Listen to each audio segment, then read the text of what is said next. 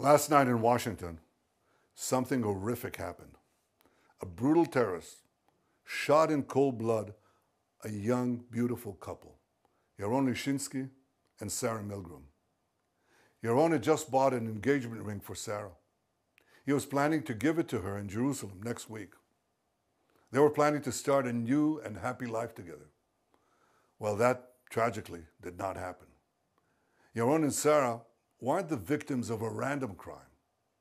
The terrorist who cruelly gunned them down did so for one reason and one reason alone.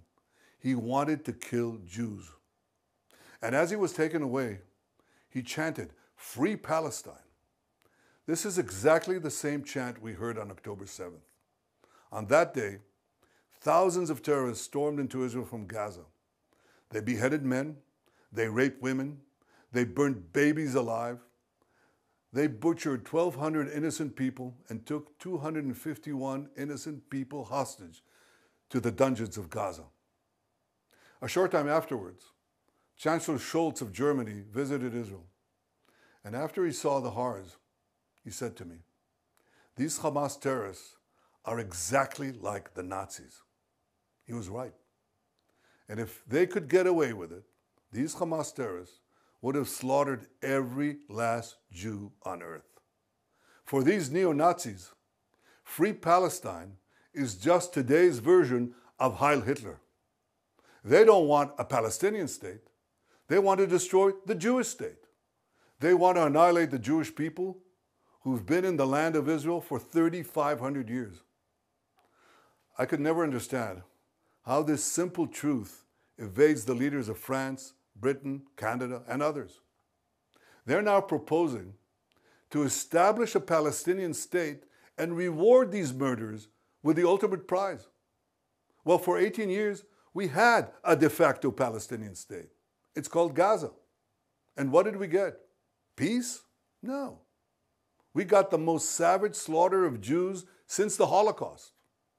You won't be surprised to learn that Hamas thanked President Macron and Prime Ministers Starmer and Carney for demanding that Israel end its war in Gaza immediately. Hamas was right to thank them, because by issuing their demand, replete with a threat of sanctions against Israel, not Hamas, these three leaders effectively said they want Hamas to remain in power. They want Israel to stand down and accept that Hamas's army of mass murderers will survive, rebuild, and repeat the October 7th massacre again and again and again, because that's what Hamas has vowed to do. I say to President Macron, Prime Minister Carney, and Prime Minister Starmer, when mass murderers, rapists, baby killers, and kidnappers thank you, you're on the wrong side of justice. You're on the wrong side of humanity. And you're on the wrong side of history. Now, these leaders may think that they're advancing peace. They're not. They're emboldening Hamas to continue fighting forever. And they give them hope to establish a second Palestinian state, from which Hamas will again seek to destroy the Jewish state. And mind you, it's not going to be a state free of Hamas. When you establish a Palestinian state, we've seen it. The radicals take over. Iran sends them in and they take over. So don't give us this talk. It'll be a peaceful Palestinian state. It won't be. But the hypocrisy doesn't stop there. These and other leaders have bought into Hamas's propaganda that says Israel is starving Palestinian children. And not only is Hamas putting out this lie, a few days ago, a top UN official said that 14,000 Palestinian babies would die in 48 hours. You see, many international institutions are complicit in spreading this lie. The press repeats it, the mob believed it, and a young couple is then brutally gunned down in Washington. So here are the facts. Since October 7th, Israel has sent 92,000 aid trucks into Gaza. That's right, 92,000 aid trucks. That includes 1.8 million tons of aid.